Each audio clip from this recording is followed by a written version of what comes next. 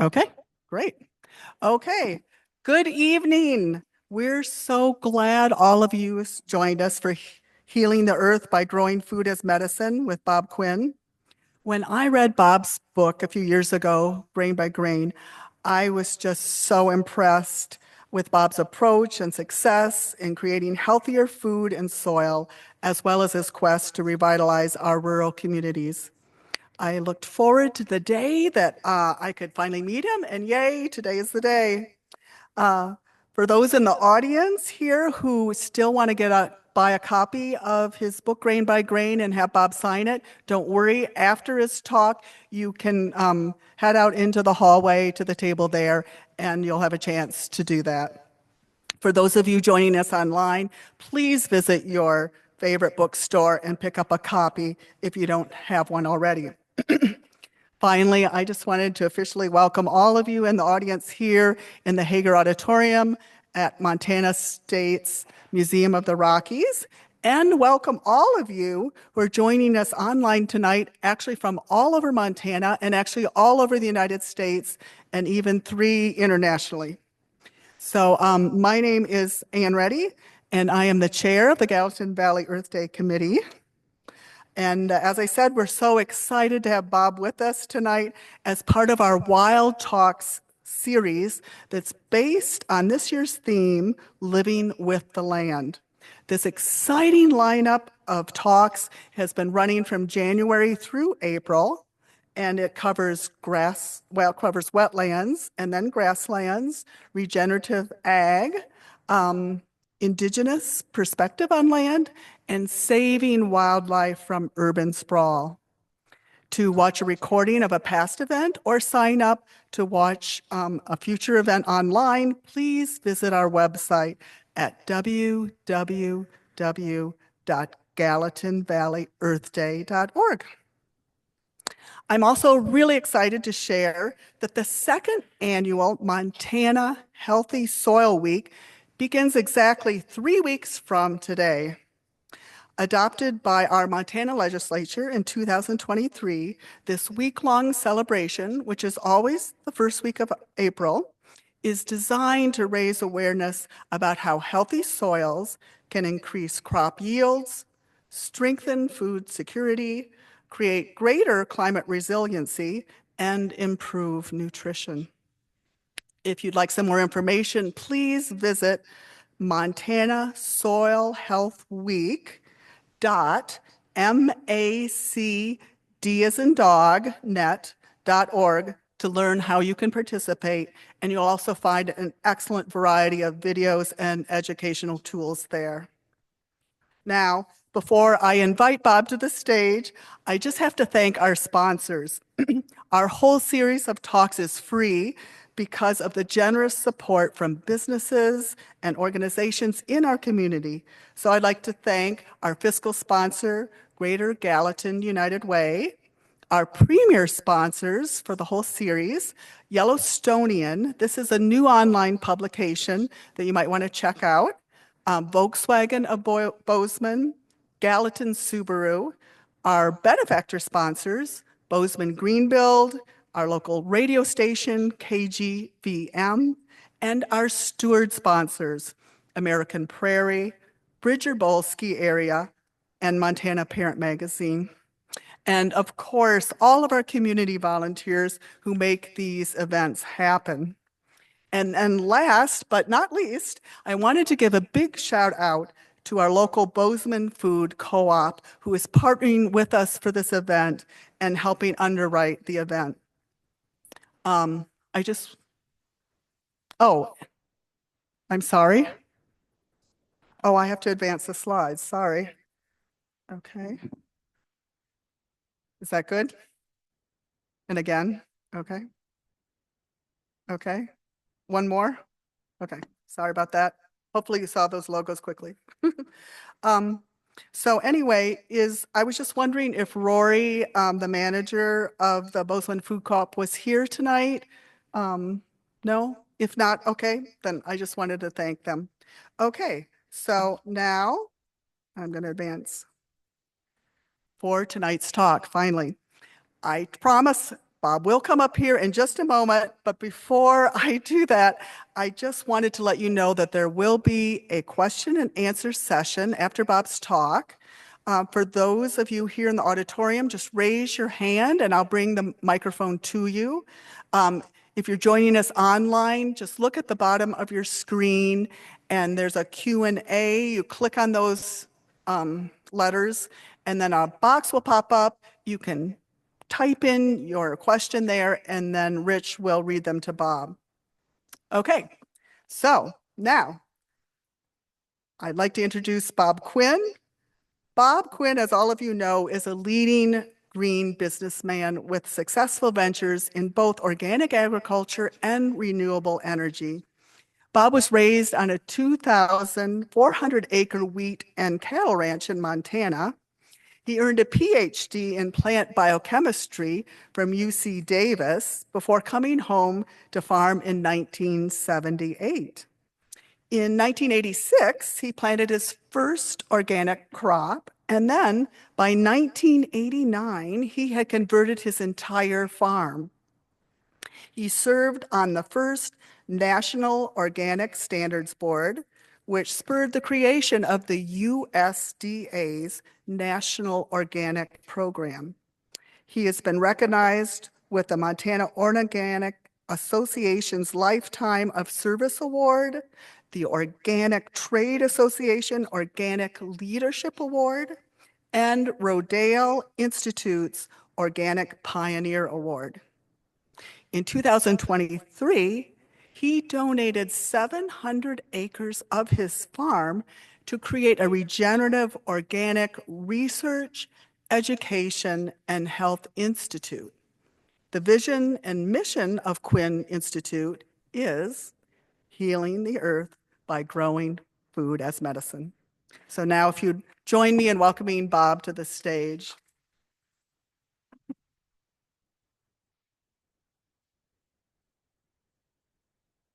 Bring Rich up for a second because the sound is echoing back and it's very distracting. So hold up. Rich, is there any way to turn off the sound on this computer? So you hear yourself talking, you hear it come back a second later at you. So didn't want it to disrupt Bob's talk. Let me just see what I can do.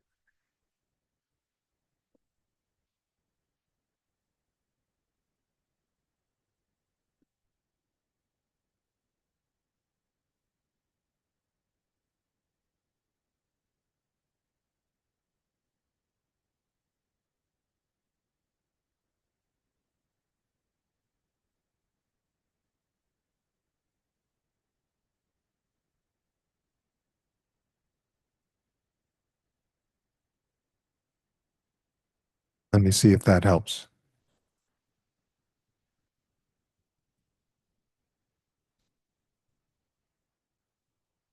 Okay, try it out.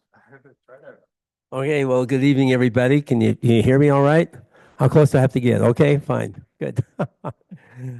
And thank you so much for that warm welcome. And it's just a great honor for me to be here. I spent 6 years, 5 years, I guess it was, going to school here at Bozeman.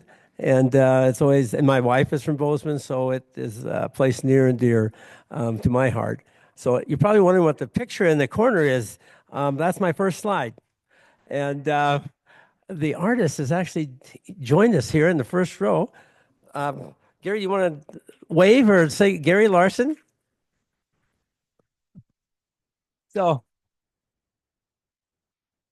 I had a retirement party a couple years ago, and I told my nephew who's taken over the big Kamut project from me. I said, "No, don't get me a gold watch. I want something, I can treasure and look at and enjoy." And so this is my gold watch that's under construction, and we'll be putting that in my yard. So I can have some real mountains to look at. We just have little isolated mountains around Big Sandy, and this is some real mountains. So anyway, being it's Earth Day, that's all about Earth. So I wanted to share that with you if I could. And Ann said I only had 52 minutes to talk to you tonight, so I decided to write a book. You see, in case I didn't get to it all. And for those of you, and we got some here for you for sale, and thank you very much for those that have got their copy already. And as I mentioned, I'll stay as long as I need to sign copies afterwards. So it's a great joy and to share that with you. It's been a great trip to tell my story in a written form that can be a little more detail. But anyway, let me get on for the talk for this evening. First of all, I wanted to tell you, let's see if this is working. Is it working? I don't know if it's working. Let's see if this is working. Okay, I need some help. This arrow here. That one? Oh, well, it stopped. Okay, we need some more help.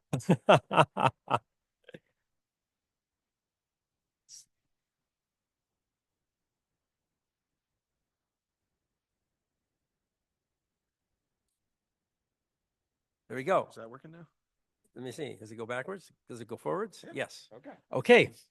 Back and forth. That's all we need, right, folks?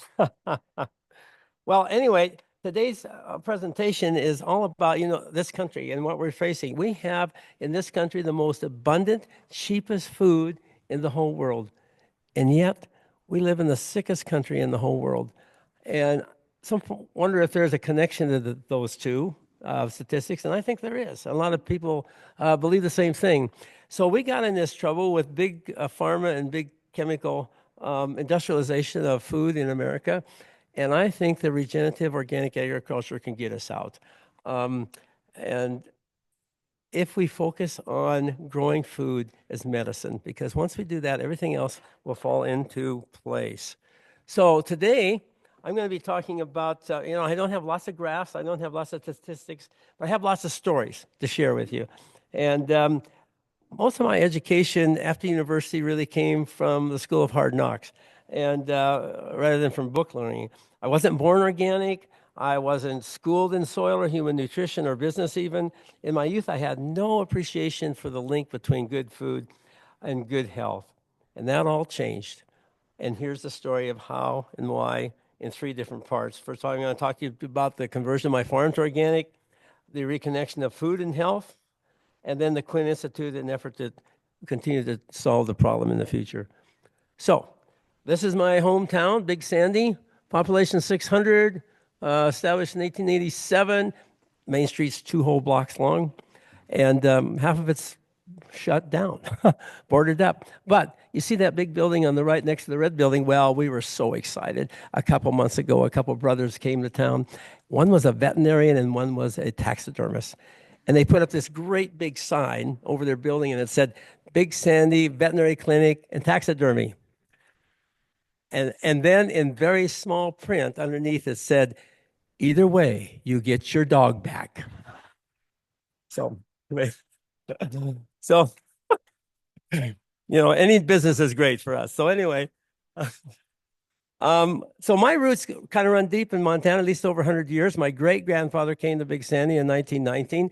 He traded dairy in Idaho for a wheat and cattle ranch near Big Sandy, and so he brought his whole crew, and this is his thrashing crew and his thrashing machine that he went around the neighborhood thrashing for local farmers.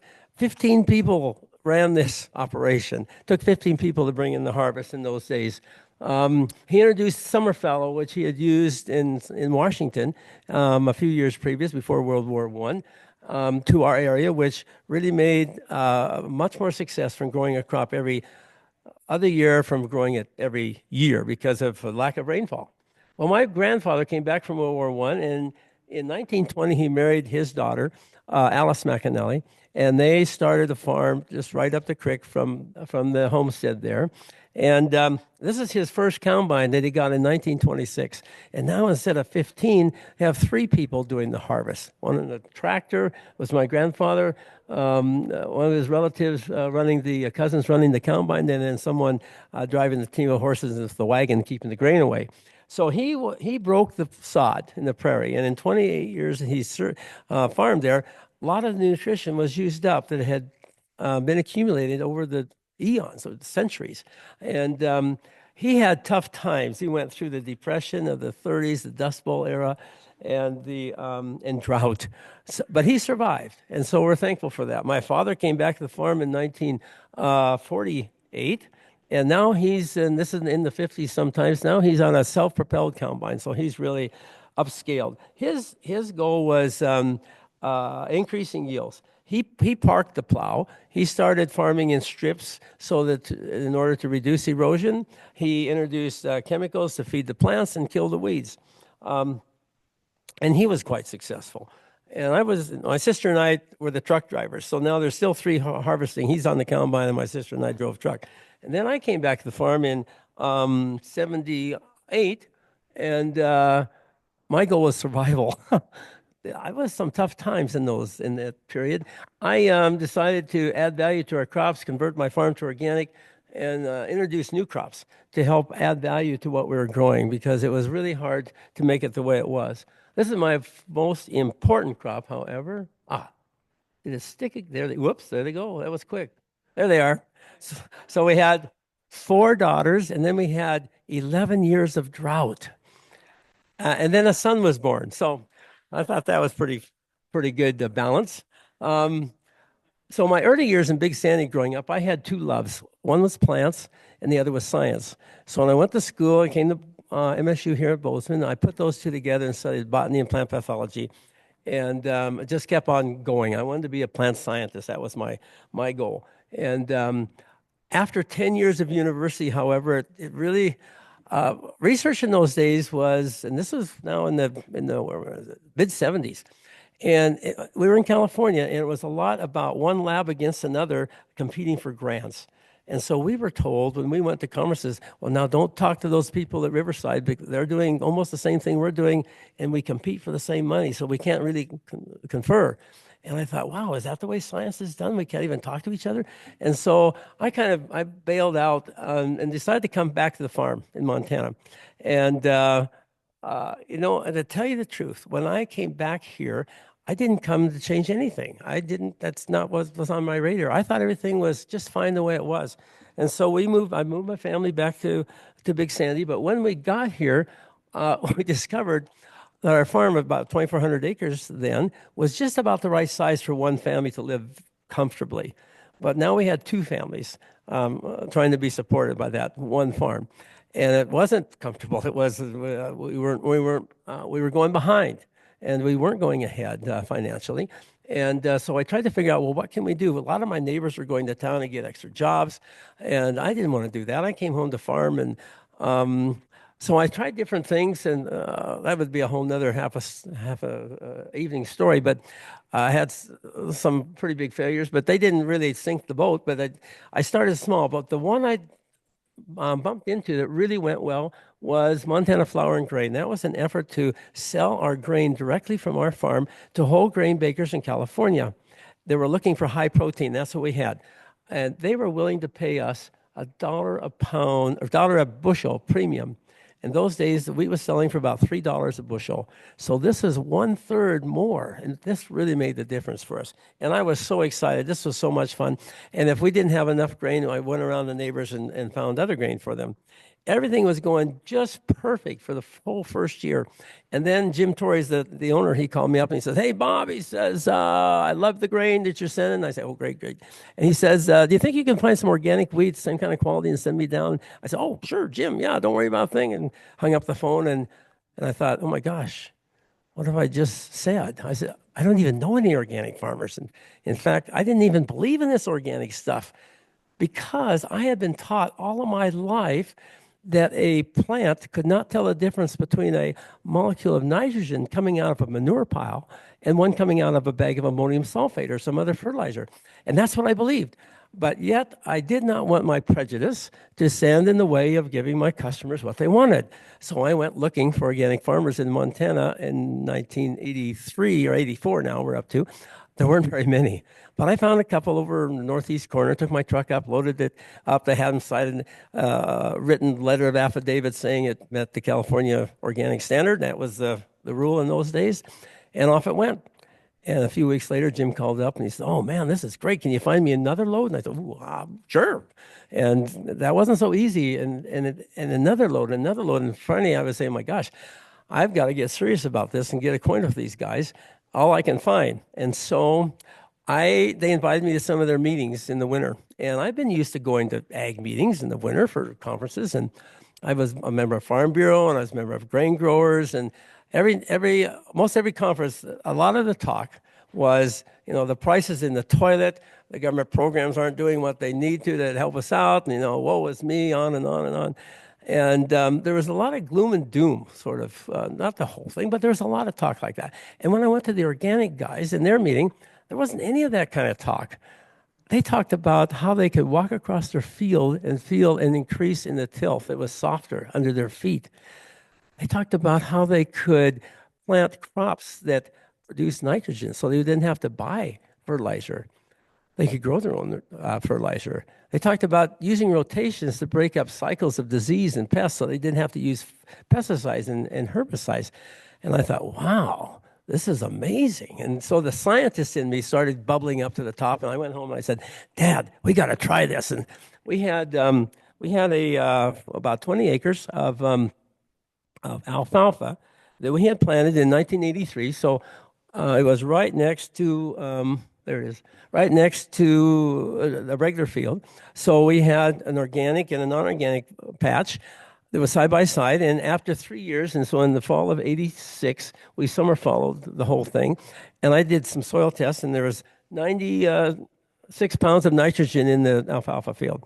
And I wanted to add enough nitrogen to the other field to equal that, because nitrogen is a pretty important component to protein and to yield and everything for winter wheat particularly. And so I did that, and then I planted the winter wheat in the fall of '86. And I used a spring wheat drill. In those days, we had spring wheat drills that had 7-inch spacing and winter wheat drills with 14-inch spacing that made big furrows, protected the grain with drifting snow from freezing in the winter. And unfortunately, it was right on the road to town. And when people, they said, "What are you doing using a spring wheat drill in the fall?" And when they found out I was doing an organic experiment, well, they just thought I'd been in California too long. And so they said, well, that's not going to overwinter. It's all going to die. And so I was kind of on pins and needles to see what was happening next spring. I got out as soon as I could. And there, lo and behold, both fields were just greening up just like a carpet. And my organic friends had told me, you need to get a cover of your crop to cover the ground as fast as possible to protect against weeds. And that's what started to happen. So we had that year late summer rains, midsummer rains in the late July or early July. And the weeds started growing in the field. But in my organic experiment, the ground was completely covered, and they never went through the canopy. In my dad's side, in the 14 inches they had between the rows, there was plenty of room for the light to hit the weeds, and the weeds grew up. And it was a problem by harvest time. We only sprayed once a year, and it's usually in the late May, and we never sprayed again. And so he had trouble with weeds in the combining. And so here's my organic field with no weeds at all, in his chemical field, not full of weeds, but quite a few patches. He wasn't very proud of that. And then when we had the harvest, the yields and the proteins, as you can see, were nearly the same. Statistically, they were really the same. My dad was astounded. I was thrilled to death. My experiment had worked, and my dad was astounded. He said, here, this young whippersnapper son of his, they come back to the farm, and without the tens of thousands of dollars he spent on inputs every year, had grown a crop which equaled his chemical crop with all these inputs. And I said, wow, Dad, look at this. I said, let's do 50% of the farm in organic next year. He said, whoa, whoa, whoa. He says, well, we have no idea what we're doing, which was true, of course. And he said, how about 10%? I said, what, 25? He said, 15. So anyway, we went to 15% of the farm the next year, and that was in '88. And '88 was a drought year. And when we have drought in north central Montana, most of Montana, we have grasshoppers. And that was no exception. So the grasshoppers were coming in from the grass, the pastures, as it was drying down. And of course, I knew what to do with the chemical field. I just called up my friends in town. I said, hey, I got grasshoppers. Okay, we'll be there in the morning. Bzzz, here comes the fly plane, malathion over everything. And in less than an hour, everything's dead, including the grasshoppers. And they said to me, now remember, that's poison, don't go in those fields for at least 24 hours. And I say, oh, I know. So about then I said, well, what do I do with the organic fields? So I called up my organic friends and I said, what do you do with grasshoppers? And they said, just settle down. They said, there's a product by the name of Nosema locusta. It was actually made right here in Bozeman in those days. And it was a protozoa, a little bit smaller than a bacterium, which made the grasshopper sick and die. And you put it on wheat bran, and you spread it around the edge of the field. And the grasshoppers all come in. You have to get it early before they all get there. But they're coming in from the grass and the pasture and eating that. And then while they're lying there dying, all their friends come and eat them. It's just like politics in America today. And anyway, they all got sick. And at harvest time, even though they'd eaten in about 20 feet, come clear down to the ground, they were gone. And so when I combined that field, that organic field, there was almost no grasshoppers in the combine tank. Meanwhile, across the coulee where my chemical field was, the malathion all dissipated in about 10 days or so, and another group of grasshoppers came in. Well, we couldn't afford to spray again because the crop wasn't that great anyway. We couldn't really afford it. And so at harvest time, there's almost as many grasshoppers in the combine tank as there was kernels of wheat. And I said to my dad, I said, look at this. I said, we've done everything that we were told to do with this chemical agricultural program of inputs. And we have in 2 years equaled or surpassed, even though it's not by a little bit at least, surpassed what we were getting from our chemical inputs. I said, I'm done with chemicals. I'm going to figure this organic stuff out. And my dad said, okay. And, I really appreciate that about my dad. A lot of folks, parents think they can't allow their kids to have any new ideas or experiment. And my dad wasn't like that. He was a great innovator, and I really appreciated him letting us try something new. And it was new. And we had a lot of challenges trying to figure it out. But because of that experiment and our early conversion to organic, I became a passionate convert almost overnight. And I wasn't afraid to go anywhere and tell anybody about it, about the success we were having. And in just a few years, our farm was able to lower the cost of the inputs we purchased. We increased the value of the crops we sold. We increased the agronomic and economic viability of the whole farm. And in 3 years, we eliminated our operating note, which is almost unheard of, meaning that's the money you have to borrow to pay for all the chemicals and seeds and everything in the spring, and then hope in the fall you have enough grain and enough of a price to pay it back. And we were free from that. And best of all, it was made farming fun again for me. Every year was like a new chess game, and because of the crop cycles were different, the weather was different, and how do we respond to that without the chemical approach? And so that's what we did. And after 40 years of research, these are the principles I came up with for organic or regenerative organic principles. First is diversity. The closer we can mimic nature, which has their game going for many millennium now, tens of thousands of years, I think the more successful we can be as organic farmers. We mimic nature with crop rotation, so I'll mention to you in a minute. Also, another principle is soil health. We create healthy soils using green manure cover crops to nourish and increase the biology in the soil. We minimize soil disturbance by reducing tillage and eliminating poisons altogether. So chemical systems focus primarily on feeding the plant. So we figure out what the plant needs to get me the most return, the most yield, because it's all about yield, and then give it to them. Feed the plant the inputs. Organic systems focus on feeding the soil and letting the soil in a healthy form then feed the plant. And it not only produces a good plant, but a nutritious plant and increases nutrition all the way around. So here's what we did with putting all that together in our 9-year rotational goals. And this isn't in cement, but it's kind of the guideline we use. So every year, the fields in our farm are divided into a 9-year rotation. So every year, there's some 2 or 3 of these crops being grown every single year. But every field goes through this kind of rotation. So we start out with winter wheat, requires the most nitrogen. It's our biggest producer. We go to field peas. If it's in green, it means that it's a green manure. That's for feeding the soil. And the other crops are for sale. And so the green ones, the field peas, are plowed into the surface or into the soil, and so it feeds the soil. Then the next year is barley. All this barley we grow for human consumption, or lentils or chickpeas, and underseed that with yellow blossom sweet clover. And the fourth year is our yellow blossom sweet clover year. We have no crop for sale again in that year's. The fifth year is the Kamut Coruscant spring wheat, which I'll talk about in a second. Then we go to spring seeded peas. Number 7 is Ohio Lake safflower, which if any of you are eating at on campus, you might enjoy some of the results of that because they buy the oil that we produce organically to fry with here. So we really appreciate that. Then that's underseeded with a cocktail now of alfalfa, kernza, and which is a perennial wheat for making a grass in the mix, and sandfoin, which is a legume which is not allow the cows to bloat, so the cows can eat that without bloating. And then the 8th year is the hay cocktail, which is really good to control perennial weeds. We either hay or we're just starting a grazing program to see what that does and how it compares. The 9th year, again, it can be grazed before it's worked into the soil for green manure, and then we do the cycle all over again. So that's the farm story. Now for part 2, how I learned to connect good food and good health via Kamut brand ancient wheat. So this is the Kamut story that really opened up another whole new world for me.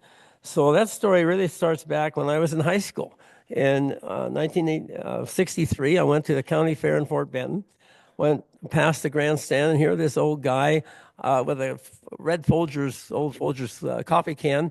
And he said, "Hey, Sonny," he said, "come on over here." He said, "Would you like some of King Tut's wheat?" And I said, "Oh, sure." And so I walked over, and he took his hand, and he poured this giant wheat into my hand. And I said, "Wow, it's 3 times the size of regular wheat." I said, "I'd never seen anything like that before." And the story was, I'd heard of it in our county, and the story was that there was a fellow from our county that was in the Air Force in Portugal, about 1950, so after World War II. And he went to the bar one night, and the guy next to him said, "Oh, hey, I just got back from a furlough in Egypt. Look what I got out of a tomb." And he poured this giant wheat on the bar. And the guy says, from Montana, he says, "Oh, man," he says, "my dad is a wheat farmer." He said, "Do you think I could send a few kernels back to Montana?" And I don't know what they traded, but he got 32 kernels, and he sent them back to his dad, and he planted them, and they all grew, which should have been the first clue that probably didn't sit in the tomb for 4,000 years. But anyway, that was a story. Everybody loved it. And so we went from there to, I don't know what I ever did with my handful. And I never really thought about it very much after that until I was at Davis. And I was just finishing up my graduate studies. I was still doing some extra work at the lab. And one day I went down and vending machine, and I bought a package of corn nuts. And I was just munching on them on the way back to the lab and looking at the package, and on the back it says, "corn nuts made with a giant corn." I said, "Oh, I wonder if they'd be interested in a giant wheat." So I called them up, and they were just down the road in Oakland, not very far away. And they said, "Yeah, we might be interested in that." So I called up my dad and said, "Dad, see if we can find some of that old King Tut wheat." And in about 2 or 3 weeks, he said, "Well, I found a pint jar, about 3/4 full." I said, "Oh, good. Send me a couple tablespoons." And so he sent this grain down, and I sent it to Corn Nuts. And then I called them up a week or 2 later, and they said, "Wow, this is really makes a great snack. We'll take 10,000 pounds right now." And I said, "Oh, well, I don't quite have 10,000 pounds yet." I didn't want to tell him I had less than a pound. I mean, well, and he said, "But if you'll give me a couple of years," I said, "we'll have everything you need." And I called him my dad and said, "Dad, plant the whole thing right now in the garden." And luckily it was spring, and he did. And we thrashed it out my hand. Then we sent it to California, and they planted in the fall and had 2 crops a year for about 2 or 3 years. And we ended up with 50 pounds. And so then I called up Corn Nuts because now we're ready to go to the field. You see, we got a field supply. And the guy I talked to was gone. No one had even heard of this project. No one was interested in the project. And so I just put the bag in the shed on the shelf, and I said, "Okay, well, that's the end of that idea." And then a few years went by, and Montana Flour and Grain has now added a stone flour mill to our operation. we were just in the past, we had no facilities. We were just paying a cleaning plant to clean and bag and ship it out. It was a typical, middleman operation that you hear about makes all the money. And I got to buy my first computer with that. I thought it was great. We made money from the first year. I never had a business like that before. And but now we added the stone mill, and so now we have employees, we have facilities, we have overhead. And so we had to expand our business. So we decided to start going to food shows.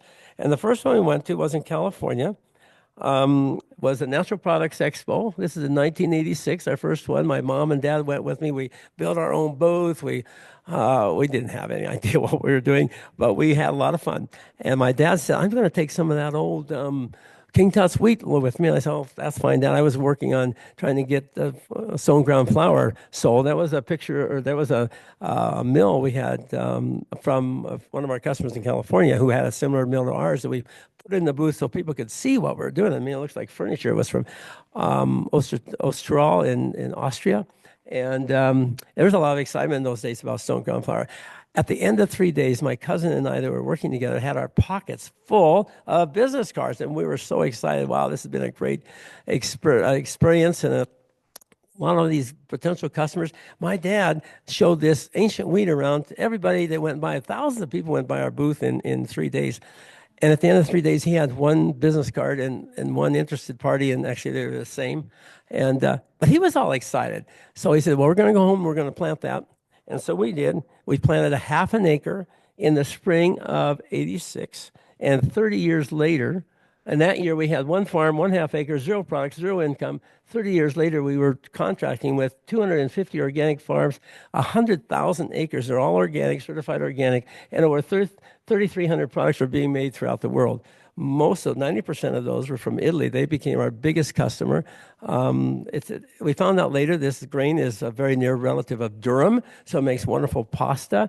In Italy, pasta's king, and it was better than what they had for a lot of them, in their opinion. And so it just took off like wildfire. And so we were really, really excited about that. We mostly grew everything in Montana, Alberta, and Saskatchewan. We found that grew best where Durham grew best. And so let me tell you how it really took off. In 1988, so just a couple of years after we did our first experiment in the field, a half acre, we were making Kamut pasta in Elbows, and my dad was giving away these little packages all over. And he gave it to this friend of ours from Havre, and she couldn't eat wheat. She couldn't eat all kinds of other foods she had sensitivities toward. And I said to my dad, I found out about that. I said, Dad, what'd you give her that for? You know she can't eat wheat. Well, he says it's organic, isn't it? So now he's more converted than I am, you see. And so she ate this, and she called up the next day, and she said, what is this stuff? She said, when I eat it, and she did some kinesiology testing, muscle testing, to see if she'd be okay, and she thought she would be. So she ate it, and she said, what is this stuff? She said, when I eat it, I feel better. I said, wow.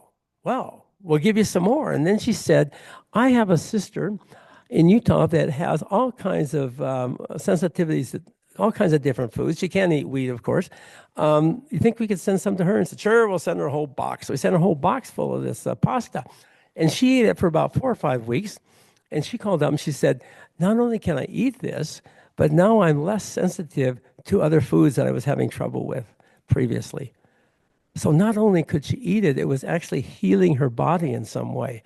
Maybe it was leaky gut. We don't really know. We haven't done the research on that aspect.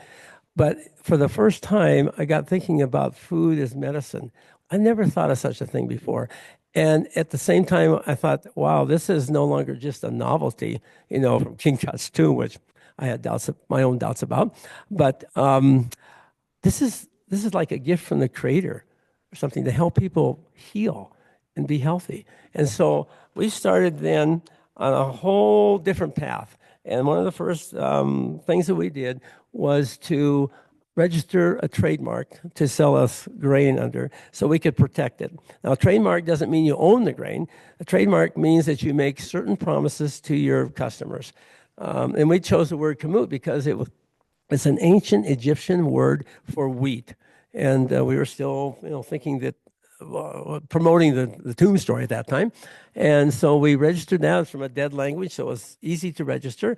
And the promises that we made for this grain for our customers was that always organically grown, always 100% Coruscant wheat. We didn't allow mixing with modern wheat or anything else.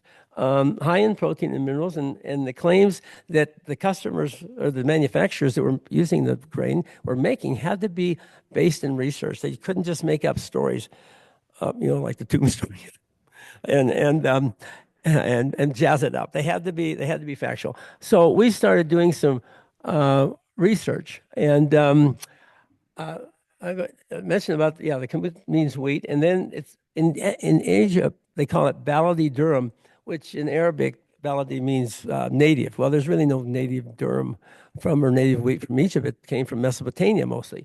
And when I went to and then I went to Egypt, and I couldn't wait to go to the museum and look inside the museum and see the grain from the tombs myself. And you can imagine how excited I was as I found out where the display was. I went up to the display and I peeked over the edge, and there right before my eyes was einkorn. And I thought, oh man, and I could recognize einkorn because it has kind of striations and it has a certain shape. And so I knew it was einkorn, but it wasn't what we had. It wasn't this Kamut stuff. And I was so deflated because we've been telling this story for 10 years now. And I, that's a lot of humble pie to eat, And so anyway, I was kind of dejected about that. But then I went to Turkey. Not long after that, we're doing experiments there to see if it would grow in Turkey. And in Turkey, they said, oh, we know this grain. They said, we call it camel's tooth because of the way it's shaped and everything. Or we call it the prophet's wheat. And I said, oh, that's so interesting. I said, why do you call it the prophet's wheat? I said, does it have something to do with Muhammad? Because, in Turkey, it's pretty Muslim there. And I was all by myself, and I didn't want to get in the wrong side of that discussion. And they said, oh, no, not that prophet, the one with the boat. And I said, the boat? I said, do you mean Noah? Oh, yes. This is the grain Noah brought with him on the ark. And I said, wow. That's a lot better story than my old tomb story. So... And then I have friends in Armenia. And that's right next to Turkey. They share the same border, and they share Mount Ararat, and they kind of claim Mount Ararat. Anyway, they have the same legend. So you know what the good book says? In the mouth of 2 or 3 witnesses shall all things be established. And I said, that's good enough for me. So anyway, we didn't change the name, but now we have a new story. So what we did, though, is decide, and again, my scientists background kind of bubbled up. And I said, we need to see if we can research and demonstrate what's going on with this wheat. What is the difference between modern wheat that people can't eat? And so I tried to call around all kinds of research opportunities in America. I couldn't find anybody that wanted to touch this with a 10-foot pole because in America, we have the best of everything. Nobody believed there was anything wrong with our wheat. In fact, I had one researcher, professor, tell me, he said, if I did something like you're asking me to do, he said, I would be wasting my time and your money. And I thought, oh, that's not very encouraging. And he said, besides, he said, most people that have problems with wheat, it's all in their head anyway. And so 20 years ago or 25 years ago, this was a lot of the thought. When I went to Italy, though, however, there was a completely different attitude there. I mean, if you're Italian and you can't eat pasta, they just didn't run down the street asking for wheat-free, gluten-free. They wanted to know what was the matter, how it can be fixed, and so I can have my pasta again. And when we found in Italy that people could eat this grain, that couldn't eat modern wheat, there was a big interest immediately, not only because of the pasta makers finding it made good pasta, but the people who couldn't eat previously couldn't eat pasta or any other bread product, and now they could. So there was a lot of excitement. So we were able to find a research team with the University of Bologna and the hospital research staff at the University of Florence. And they were very interested in this. And one of our first experiments was a rat experiment. We're looking at antioxidant capacity because this grain has much higher levels of selenium than modern wheat grown side by side, about 1/3 more. And so we know that selenium is a strong antioxidant, so we thought we could demonstrate that with some numbers and start to show what the difference was statistically and scientifically. we found that to be true, but and I'll be forever grateful to the lab tech who, just out of curiosity, noticed that in the Kamut-fed rats, there was no inflammation. And the way the test was run, you give the rats, after you feed them either Kamut and we fed them bread and pasta, we fed them food, not just the grain, for several weeks. They give them a shot of Dox, which is used to be used for cancer treatment in America, but there's so many side effects, they discontinued that. One of the side effects is the creation of free radicals. And so it makes all these free radicals. And so the antioxidant capacity experiment is how much are those free radicals reduced by your diet? And that gives you this capacity number. And so that's what we were doing. And we saw a great difference in the modern wheat. Had much less antioxidant capacity than the ancient wheat, but they also one of the side effects of this Dox is it causes inflammation in a very serious way, and the lab tech noticed that there's no inflammation in the lymph nodes or other organs that they normally were inflamed, and when she looked at the modern wheat rat, they were inflamed, and so it was anti-inflammatory. It was preventing inflammation from occurring from something that stimulates inflammation, an injection which stimulates that. When we heard that, we know that inflammation is tied to chronic disease. All chronic disease is tied with inflammation. And so we immediately then went to human clinical trials of people who had chronic disease. So we went to study irritable bowel syndrome, cardiovascular disease, diabetes, non-alcoholic fatty liver syndrome, fibromyalgia. And at the end of about 15 years or so, we had 37, or is it 36, 37 now, peer-reviewed journal articles that had been published in reputable journals. I mean, this is just on the social media in our backyard. These are journals that are peer-reviewed. In the first few, we had a lot of trouble getting them accepted because no one had ever seen wheat being described as anti-inflammatory, and they frankly didn't believe it. And so after we started on a series, then it was a little bit easier to get them published. But in the first go-around or two, it was pretty difficult. What we saw, and the biggest difference we saw, was in the anti-inflammatory properties. The difference between modern wheat and ancient wheat was about 35 to 45%. And you can't get that with pills even. So this is something that was even acting stronger in solving a clinical problem than pills that we had. We also saw an increase in antioxidant capacity. Cholesterol always decreased. For the diabetes studies, we saw a significant lowering of the blood sugar, of insulin resistance. And then in the blood, we saw an increase in magnesium, zinc, and calcium, which are all important. And so we were really, really excited about that because the experiences that people were having just eating it compared to modern wheat now could be verified in clinical trials. And this really got me convinced that food should be our medicine and medicine should be our food. You know, this is not a new idea. Hippocrates said this 2,300 years ago, and now more people are saying it. Okay, here we go. So let me tell you, got to speed this up. What's happened? So what's happened to wheat? Well, I'll tell you what's happened. The goals of an industrialist food system in this country is all about increasing yield and increasing availability and decreasing the price. And so everybody wants more yield. So the farmers got more yield by making the grain shorter, disease resistant and everything. They got more yield. The bakers or the millers wanted more yield. The breeders made the bran harder so it could flake off easier. So they got more yield. The bread people wanted more yield. And then at the bottom, on the left, you see how the old grains were very much taller than the semi-dwarfs we have now. On the other side, and this is from MSU here, in their baking test, this is bread made with the same amount of wheat. And look at the difference in the loaf volume you get. So they're really excited. Imagine if you can sell air for the price of bread, you see.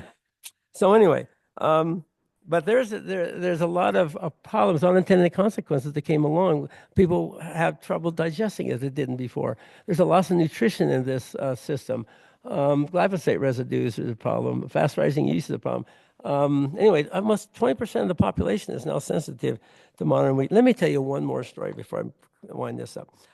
I went to a food show one time, My wife was with me at this one. It was pretty early in our food show career. And a lady came up to me just right out of the blue, shook my hand really intensely, looked into my eyes and said, "Thank you for growing food for my family." And I thought, wow, a wheat farmer never even meets their end customer, much less getting a thank you. We haul our wheat to an elevator, they dump it in the big pit, and then the manager comes out and tries to figure out how we can find a defect to pay you less. So that's a long way from thank you. And that was struck me so powerfully because wheat farmers don't go to farmers market. We never meet our end customer. But when this lady came up and said that to me, I went home from that show and I never grew another commodity on my farm ever again. The only thing we grew on our farm was food, food that nourished people, food that gave health and strength, and to the youth as well as the aging, to everyone. So that was really an eye opener for me. So, in summary of my 30-year conversion from 1986 to 2016, I went from using chemicals and poisons to grow high yields to regenerative organic agriculture to feed the soil for high quality and high nutrition. From so-called conventional ag, which I don't call it conventional ag, I call it a great chemical experiment in the last 70 or 75 years. And now the wheels on the bus of that bus are starting to come off in all ways. The real conventional ag is what we've been doing for the last 10,000 years. And now we add a little science to that, and we can go back to focusing on nutrition. From growing and selling wheat and barley as commodities to growing and selling great variety of specialty crops and grains and seeds and food. From accepting pills as food to enable the chronically ill to function, to promoting food as medicine to heal the chronic disease and maintain health and vitality. So I only have a minute or two left, right? But let me tell you just what I'm doing now. So what about the future? What can we do? And so I decided one thing I could do is really have an outlet for my scientific desires and passions, and created this regenerative organic agriculture research, education, outreach, and health institute on our farm, as Ann was telling you, where the whole focus is healing the earth by growing food as medicine. And what we do, we focus on plant nutrient-dense seeds in regenerative organic soil, harvest at peak nutrition, minimize processing, reduce food waste, build regional food security, strengthen rural economies. And that's on the back of my business card. My stump speech is on that, so I don't forget anything. And also that the people I give it to maybe can remember too. It covers the shortgrass prairie of the northern Great Plains. We published our first annual report.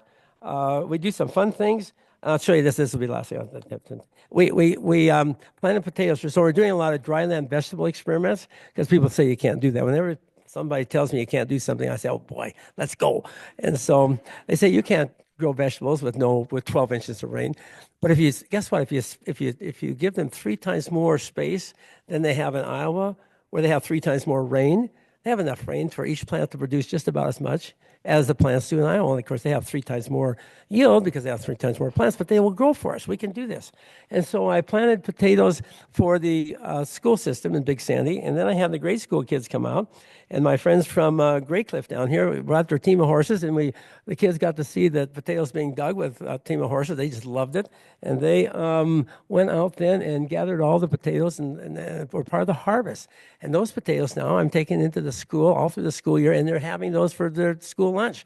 And so they got to be a part of the harvest of their own food and seeing the connection with food and agriculture again, which is so lost on so many people.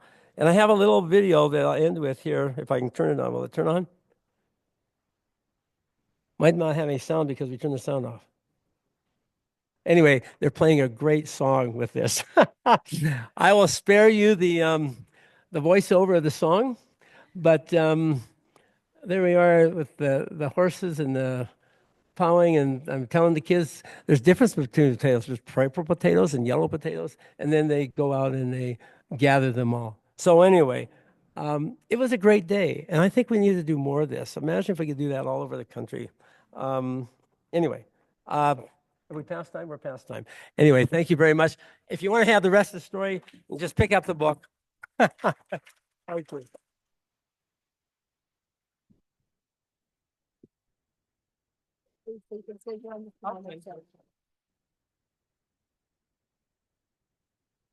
Thank you, Bob. That was just really an interesting, amazing talk.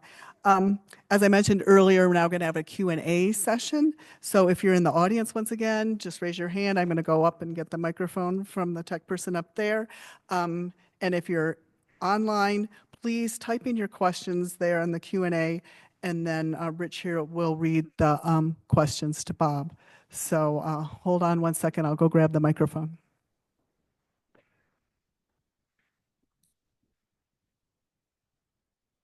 I have to, while she's getting the first question, I have to skip through to my last slide. And I'll thank our sponsors, of course. But hang on, let me get to this. So I talk about the high price of cheap food, but the solution is organic. And what can each of us do to change the world of food and nutrition? Be the change you want to see, first of all. Put one more item in your shopping cart that's organic every time you go shopping. Encourage your local school and hospital to use organic food. Volunteer to lecture if you know anything about it. Volunteer to lecture at your local schools. Encourage your restaurants and organizations to serve organic. Grow a garden and eat from it. Or if you're growing organic, certainly eat from that in your field. Encourage your family members and friends to join your efforts. Reduce food waste. It's currently at 40 or 50%. That means half the food we grow goes to waste. And ask the USDA to fund organic, along with all the other things they're not doing right now, research and promotion programs at the same percent that they fund the chemically grown food, which is, we are at 6% of the current total population, or the current sales in America now. If we keep growing the way we're growing now, in 35 years, we could be 100%. But a lot of farmers are afraid to change. And with research and encouragement, they could do that. So I wanted to end with grow organic, eat nutritious, eat local, be wise, be well, be thankful, and be kind. So thanks again. Okay.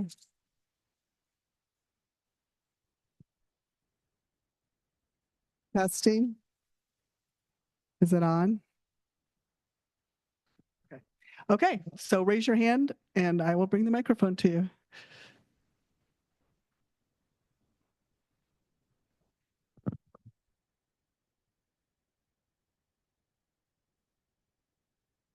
I'm familiar with Kernza. It was developed by the Land Institute at Salina, Kansas, and I'm from Kansas to start with. I wondered if, I was curious of how the ancient grain, or the Kamut, compares to Kernza. And Kernza is a perennial wheat, and so another way of growing without lots of inputs. Yes, well, of course, the great thing about Kernza is a perennial wheat, and so you don't have to plant it every year. It has a terrific root system to gather nutrition from a great area. We've done some experiments on our farm with it. It's a very small seed, and so right now the market hasn't really caught up with the demand. Is a little bit slacking compared to the amount that's available for sale. So farmers have more on hand than they can sell. So in the beginning, just like with any new thing, you have to start slow. You can't get ahead of your market.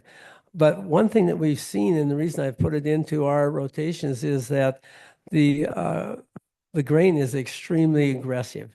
And so just the second year, it's up and running with alfalfa, and other grasses can't do that. And so we're really looking at it as a potential forage in our area. We've done no test nutritionally and comparing it with people who have wheat sensitivities or anything like that. So I have no information on that, but just what I've told you has been our experience with it. So I'm very thankful for their continuing work, and we're going to be putting it in a big study that we received a big grant with the Utah State University and the University of Wyoming, comparing annual and perennial wheats with a one-time variable rate application of compost. And so we're just starting that this year. So we'll be looking at currency again. And this time we'll be looking more at the nutrition as well as the economic return. So, Okay, next question. I'm concerned about canola oil because it's in almost everything, including a lot of health foods. Could you speak to that? Because we've talked to the co-op, and all these great foods have canola oil, so we can't eat it. Yes. Well, most of the canola in America is GMO, for one thing. The other problem with a lot of oils is the way they're processed. Even if they're not GMO, a lot of them are refined. The big goal for oil companies is to get that clear oil in the bottle that you see in most of your grocery store shelves without any odors, aromas, without any color. And the color is the yellow color that we have with the safflower that's just cold pressed and non-refined is from the vitamins in that seed, which are good for you, actually. And another very interesting thing, there's oil starting to get kind of a bad rap right now, but it's refining that's most of the problem. The refining process heats the oil up to a very high temperature. And that's part of the removing of the vitamins and the other things that add color and aroma to the oil. Those things, however, prevent reactions going on, which are without them going on and producing two very strong carcinogenic compounds. So you've got the added problem of carcinogens in your vegetable oil now just because of the way it's processed. And so if we would, and also they use hexane to extract every last ounce out of the mash, to what's left over after they crush it. And so because we're trying to get every penny out and make it as cheap as possible and abundant as possible, we're actually creating something that's really not good for us anymore. And the best thing you can do is just ask for an alternative. I mean, safflower and high oleic sunflowers, if they're cold pressed and not refined, are also don't have those kind of problems. And so they can be used instead of soy. And so you do have some choices, but if you look at the store shelf, they're not very thick and not very prevalent, but just buy those and ask for them if you don't see them. That's all I can suggest to you. Okay, we'll take one more question from our audience here, and then Rich, do we have any questions online? Okay, we'll head over to online after this. I was curious what your thoughts are on the conversation around the definition of regenerative and some of these emerging certifications and just you being part of the USDA certification process with the organic. I just was curious your thoughts on how things are moving with the regenerative certifications. Well, the regenerative movement, which is fairly new but really taken the nation by storm, is very similar to what organic was in the 1980s, is what I see. The biggest challenge is there's no definition. So you can do whatever you want and still say you're regenerative. I mean, even using a little glyphosate or whatnot. Regenerative is more of a focus on the soil and no-till, so a physical disturbance of the soil. But most regenerative folks don't really think about chemical disturbance of the soil, which is what glyphosate and other poisons do. So I had a slide, I didn't get a chance to put it in for you tonight, but I like to look at it as an A-frame ladder, with organic being one side and regenerative being the other, and they come together at the top.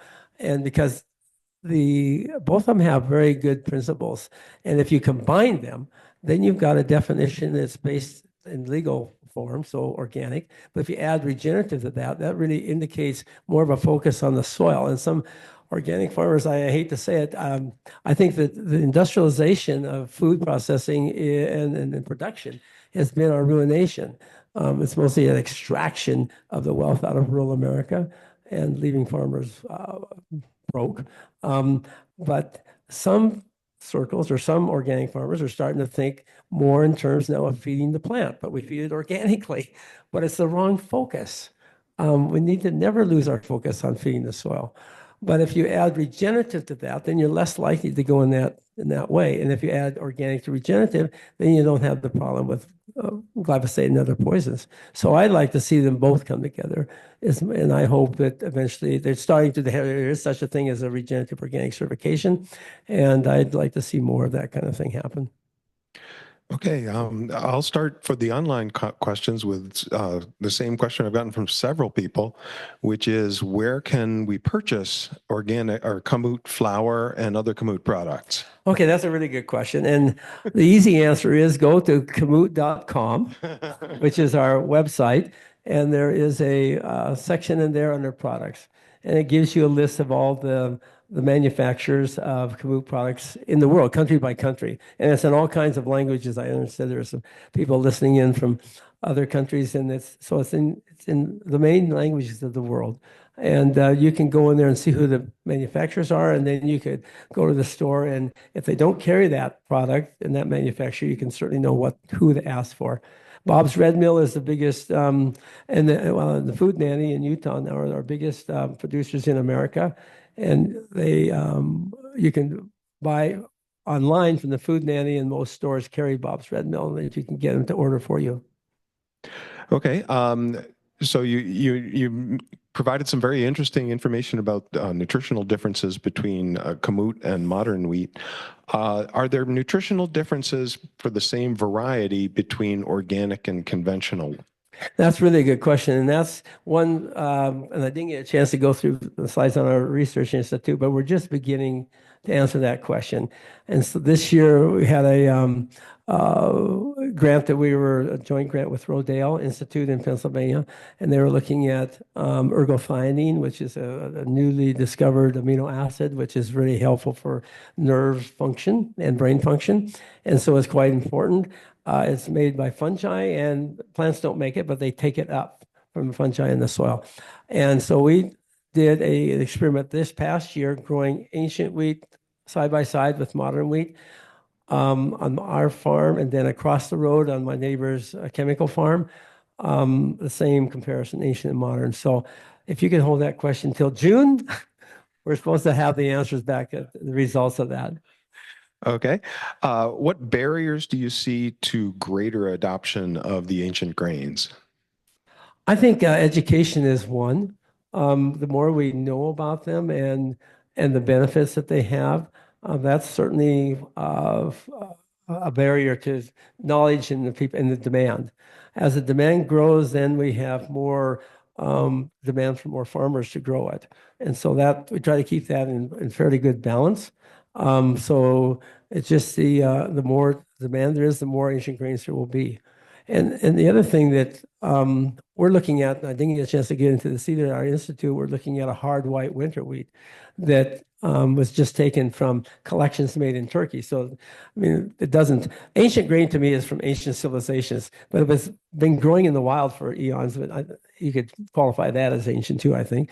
But what we're doing is to see if we can find grains that have high nutrition, just not high yields. And we found one that has a yellow tinge, which means that it's probably high in vitamin E or vitamin A or something that's adding color, and mostly that's going to be more nutritious.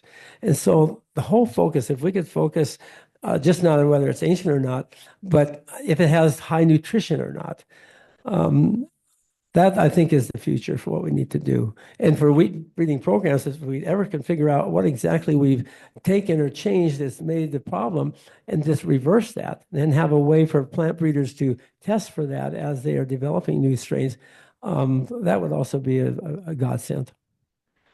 Okay, you shared with us a lot of new things that you've tried over your farming career. A beginning gardener asks, how do you deal with discouragement when challenges arise? Plant strawberries. Or radishes, something that's going to really be easy to grow and have immediate success. In my garden, it's the same with my farm. Every field does not perform 100%. But that's the beauty of diversity. If you have enough of diversity, something's going to do fine. Other things will do mediocre, and some are going to be just a bust. And I focus on what goes fine and not worry about so much what goes bust, because that's just like real life. And I don't expect the whole farm or the whole garden to perform perfectly, but I do hope that in every year something is going to be outstanding. And I'm really going to enjoy that. Okay. Does anyone in the audience here have one last burning question or no? Okay. Thank you, Bob, so very, very much. Another round of applause. What? Is there one? Did I miss someone? Oh, okay. Well, okay. We'll take the last burning question. Did you put your hand up? Oh, I saw okay. his hand up right before Okay, you cut him sorry. off. We'll have one last question. I'm coming over. I'll be there in 2 seconds. Thanks for being here, Bob. My question was when you showed the kind of 9-year cycle, toward the end, you were getting some perennials or semi-perennials in there before you went back to the annuals with wheat. It kind of gets back to the regenerative idea of not disturbing the soil, but how did you start that first wheat crop at the start of the cycle? Was it tilled or no tilled, or how did that work with perennials in? You mean to plant the perennials? Are you talking about? Oh, the plant the wheat. Yes. Then we have to till the perennials to kill them because they're perennials and they won't die in the wintertime. And so we have to we do shallow tillage with a chisel plow, which goes down 2 or 3 inches, and it's not a plow that's turning up 10 or 8 inches from way down deep in your soil. So that's what we're doing. We're just mixing that biological material with the subsurface and the surface of the soil, where most of the action and the bugs that are looking for food are, and they're helping to grow the crop the next year. Okay. How about one last round of applause for Bob?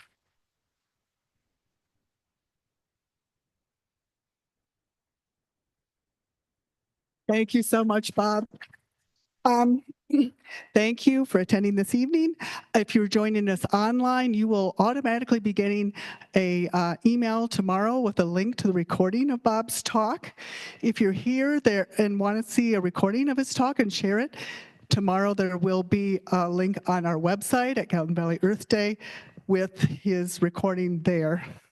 So I just want to invite you to our next talk, which is also online and at the Bozeman Public Library.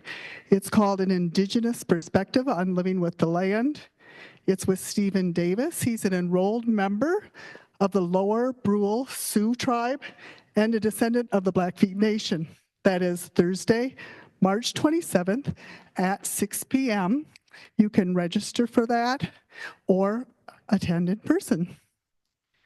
And while I'm plugging things, if you're here in the Bozeman area and want to celebrate Earth Day by supporting a great local group, Friends of the Highlight, we have a fun Earth Day 5K fun run or walk.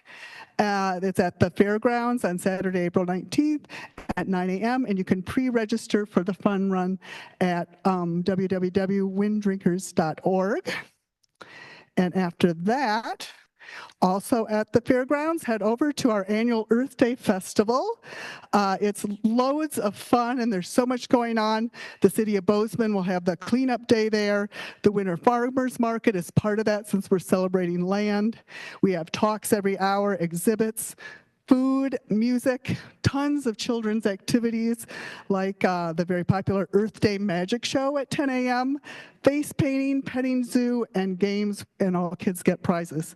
So to see the complete schedule of all our events, once again, please visit us at GallatinValleyEarthDay.org.